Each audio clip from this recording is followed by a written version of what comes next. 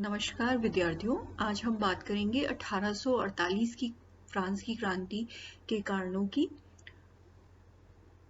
जुलाई 1830 में फ्रांस में क्रांति हुई थी और इस क्रांति में वहाँ के शासक चार्ल्स दशम का पतन हो गया और फ्रांस में संवैधानिक राजतंत्र की स्थापना हुई और फ्रांस का जो निम्न सदन था, चैम्बर ऑफ डेप्यूटीज, उसकी सहायता से लुई फिलिप फ्रांस का नया शासक बना। उसने 1830 की क्रांति में बुर्बो वंश के पतन में अपनी महत्वपूर्ण भूमिका अदा की थी। तो इस कारण से वहाँ की जो फ्रांस की जो जनता थी, उसको ये लगता था कि ये जनता की सभी आशाओं को पूरी करेगा, लेकिन ऐसा हो ना सका। सम्राट लुई फिलिप की सरकार पूर्ण रूप से मध्यम वर्ग द्वारा ही संचालित थी और इस कारण से जो लाभ हुआ वो केवल मध्यम वर्ग तक ही पहुंचा। अतः इस कारण से समाज के अन्य वर्गों में बहुत अधिक असंतोष फ्रांस में व्याप्त होने लगा।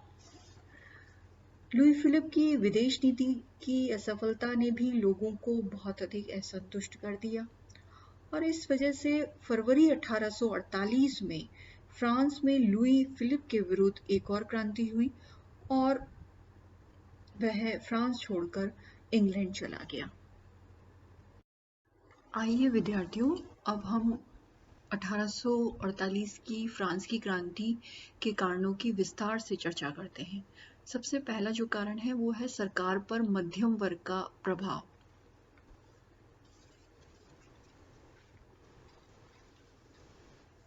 (1830) में लुई फिलिप ने शासक बनने के बाद फ्रांस में एक उदार संविधान लागू किया और इस संविधान में उसने मताधिकार का विस्तार किया, लेकिन इस मताधिकार का जो लाभ था केवल मध्यम वर्ग के जो धनी लोग थे, जो उच्च मध्यम वर्ग के लोग थे, उन्हीं को मिला।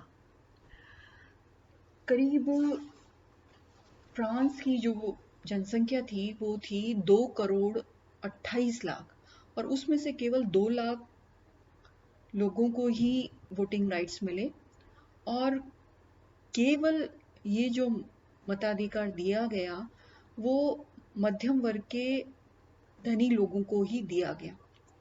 तो इस कारण से इन लोगों को मताधिकार देने की वजह से जो गवर्नमेंट का निम्न सदन था, यानी कि जो चैम्बर ऑफ डेप्यूटीज था, उसमें उच्च मध्यम वर्ग के लोगों का ही बहुमत हो गया और जब ये लोग इन लोगों का बहुमत हो गया तो ये लोग जब भी कानून बनाते थे तो केवल मध्यम वर्ग के हितों को ध्यान में रखते हुए ही ये कानून पास किया करते थे और इन कानूनों के निर्माण में कभी भी सामान्य वर्ग के लोगों को का ध्यान नहीं रखा गया, जिनमें कृषक, मजदूर, कामगार आदि लोग आते थे। उनके फायदे के लिए कभी भी कोई कानून बनाया नहीं गया। इसके अतिरिक्त तो जो लुई फिलिप था, उसकी प्रशासनिक नीतियां भी मध्यम वर्ग को ही लाभ पहुंचाने वाली थी। तो लोगों को ये लगने लगा था कि जो सामान्य वर्ग के लोग थे, उनको ये लगने लगा था कि हमने चार्ल्स दशम को हटाकर और लुई फिलिप को जब हमने शासक बनाया है तो इसका तो हमें कोई फायदा नहीं मिल रहा। जो चार्ल्स दशम की नीतियां थी वही लुई फिलिप की भी नीतियां हैं, इनमें कोई अंतर नहीं है। तो इस कारण से सामान्य वर्ग के लोग लुई फिलिप की प्रशासनिक नीतियों से बहुत ज्यादा दुखी हो गए और आने वाले समय में वे क्रांति के लिए प्रेरित हुए। दूसरा कारण जो इस क्रांति के पीछे था वो था श्रमिक वर्ग में असंतोष। लुई फिलिप के शासनकाल में फ्रांस में तीव्र गति से औद्योगिकरण हुआ था और सरकार के सहयोग से मध्यम वर्ग, विशेष रूप से व्यापारी उद्योगपति बनने लगे और दूसरी ओर उद्योगों में काम करने वाले श्रमिकों की संख्या भी इसके साथ साथ बढ़ी।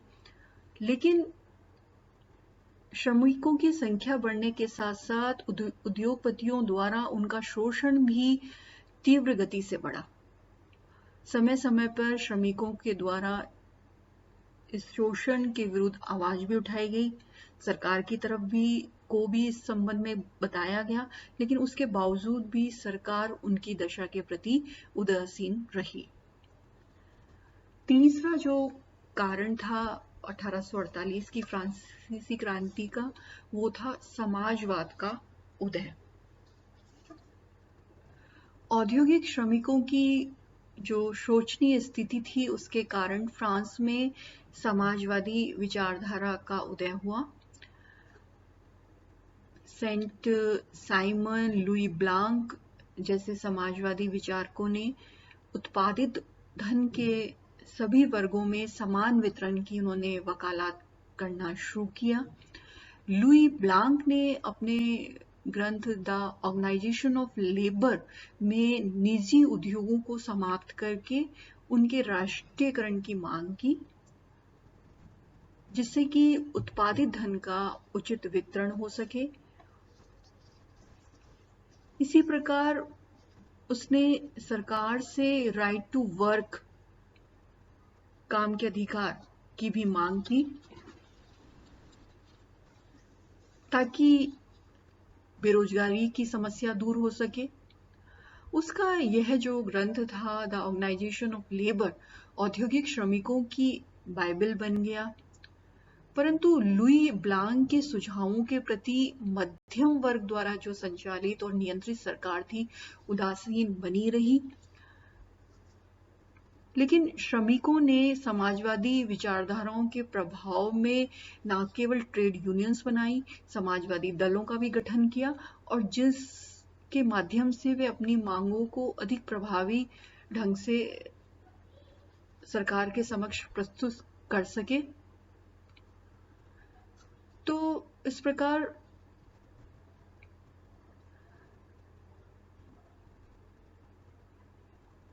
समाजवाद के फलस्वरूप श्रमिक वर्ग में समाजवादी विचारधारा का प्रसार हुआ।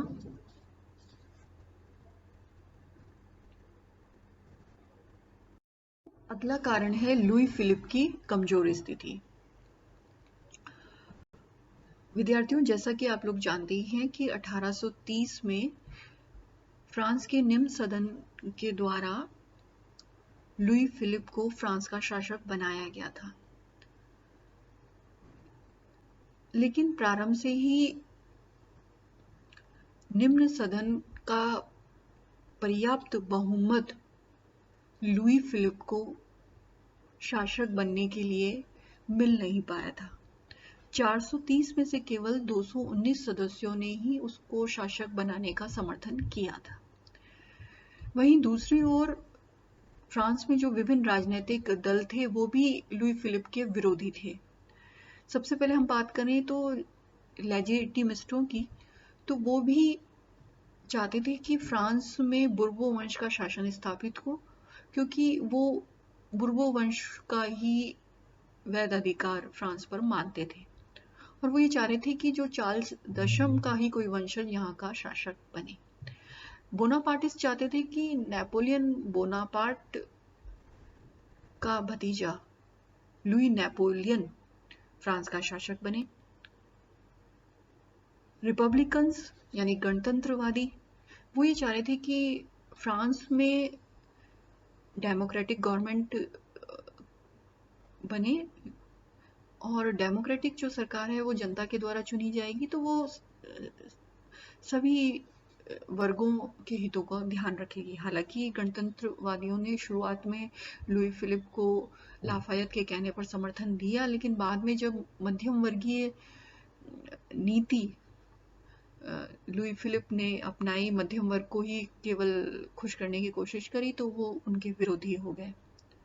इस प्रकार हम देखते हैं कि शुरुआत से ही फ्रांस में लुई फिलिप की कमजोर स्थिति थी। कई बार उसको उसके विरोधी ने मारने की भी कोशिश करी।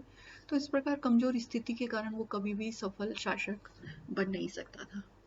धीरे धीरे हम देखते हैं कि फ्रांस में गणतंत्रवादियों की शक्ति लगातार बढ़ती बढ़ती चलेगी और उनका समर्थन कर रहे थे श्रमिक वर्ग, जो कि उनके जो उन्होंने समाजवादी दल बना लिया था उसके माध्यम से वो गणतंत्रवादियों का समर्थन कर रहे थे। समाजवादी दल ने बोनापार्टिस्ट और लेजिटिमिस्टों का समर्थन नहीं किया, क्योंकि ये दोनों ही दल राजतंत्र के समर्थक थे और समाजवादी दल इसका विरोधी था। तो इस कारण से बाद में जब क्रांति हुई तो गणतंत्रवादियों और समाजवादी दल ने संयुक्त रूप से प्रयास किया। अगला कारण है लुई फिलिप की दुर्बल विदेश नीति। लुई फिलिप की दुर्बल जो विदेश नीति थी उससे भी फ्रांस के लोग असंतुष्ट थे। जब इंग्लैंड और पोलैंड में राष्ट्रवादी विद्रोह हुआ तो उस समय फ्रांस के द्वारा कोई सैनिक हस्तक्षेप नहीं किया गया और एक तरीके से जो लोकप्रियता इस समय फ्रांस सैनिक हस्तक्षेप करके कमा सकता था, हासिल कर सकता था, वो अवसर उसने गंवा दिया।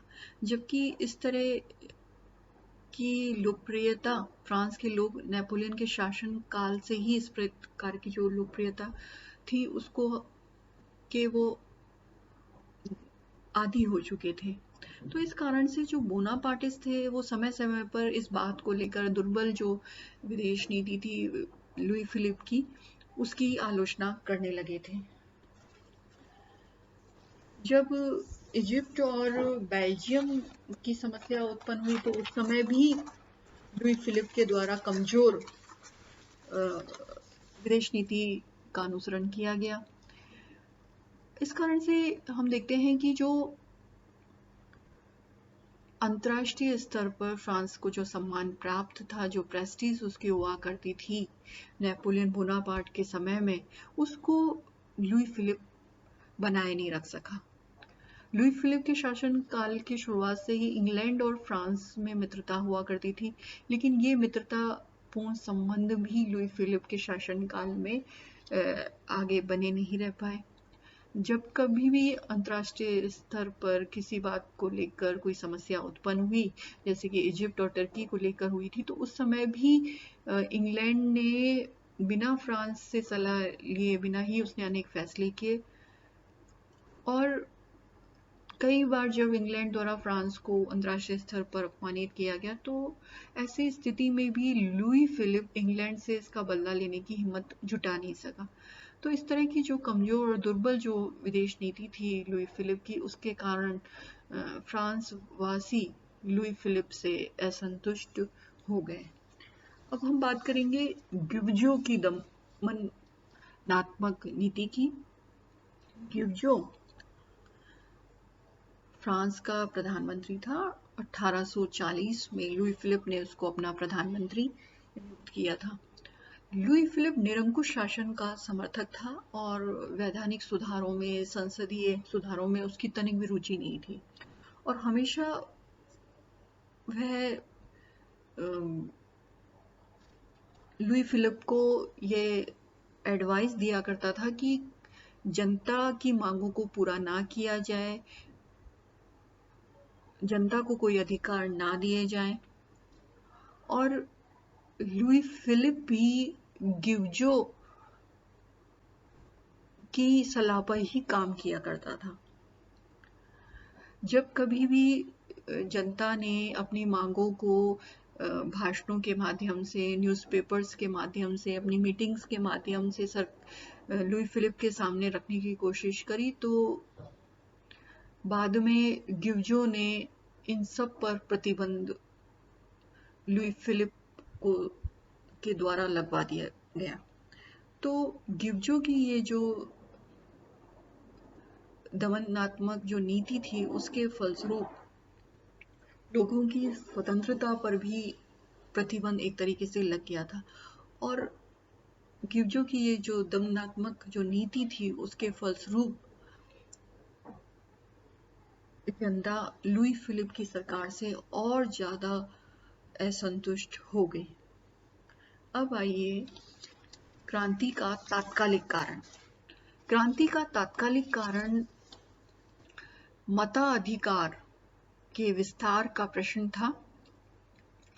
समाजवादी दल ने गणतंत्रवादियों के सहयोग से श्रमिकों के लिए मताधिकार की मांग की थी और अपने पक्ष में जनमत तैयार करने के लिए उन्होंने पेरिस में एक सुधार भोजों का आयोजन करना शुरू किया था। और ये जो सुधार भोज थे, इनमें मताधिकार के विस्तार आदि के बारे में चर्चा की जाती थी। सरकार ने इस प्रयास को रोकने का निश्चय किया और 22 फरवरी 1848 को प्रस्तावित एक सुधार भोज पर उन्होंने रोक लगा दी।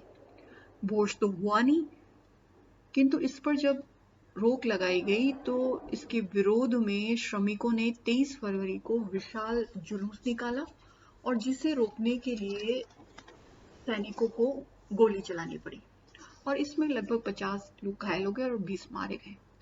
इस परिणामस्वरूप पेरिस में क्रांति की शुरुआत हो गई। सम्राट लुई फिलिप को देश से भागकर वो इंग्लैंड चला गया और जो क्रांतिकारी थे उन्होंने संसद भवन को चारों तरफ से घेर लिया। लुई फिलिप के शासन को समाप्त करने की मांग की जाने लगी। फलस्वरूप संसद ने लुई फिलिप के शासन को समाप्त करके एक अस्थायी सरकार की स्थापना की घोषणा की और जिसमें गणतंत्रवादी और समाजवादियों के प्रतिनिधि उसमें शामिल हुए। इस गणतंत्रात्मक सरकार ने एक गणतंत्र स्थापित करने का निश्चय किया और जिसका अध्यक्ष चुना जाना था।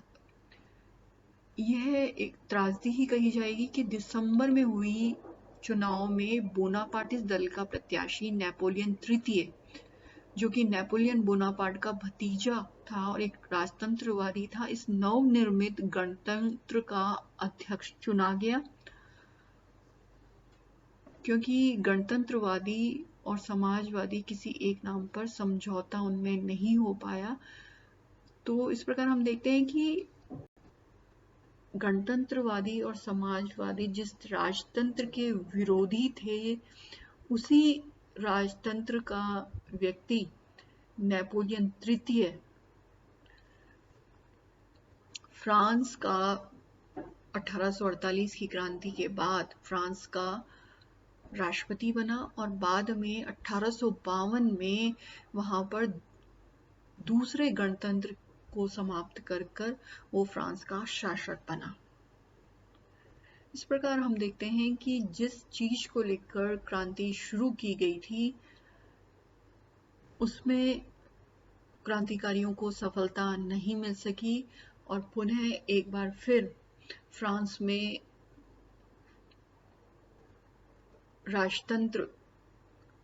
राजतंत्रात्मक सरकार की स्थापना हुई और नेपोलियन तृतीय फ्रांस का शासक बना। इस प्रकार हम देखते हैं कि फ्रांस के इतिहास में 3 बार गणतंत्र की स्थापना हुई। सबसे पहले 1792 में पहली बार गणतंत्रात्मक सरकार बनी जो 95 तक चली और जब नेपोलियन बोनापार्ट फ्रांस का शासक बना तो ये समाप्त हो गई। 1848 के बाद भी एक बार गणतंत्र की स्थापना अवश्य हुई। नेपोलियन तृतीय इसका अध्यक्ष बना, लेकिन फिर 1852 में वो शासक बन गया और गणतंत्र की समाप्ति हो गई। और तीसरे बार जो गणतंत्र बना वो जब फ्रांस और प्रशा के बीच में 1870 में युद्ध हुआ और जब फ्रांस हार गया तो उसके बाद गणतंत्र की स्थापना हुई जो आज तक वहां पर चल रहा है। धन्यवाद।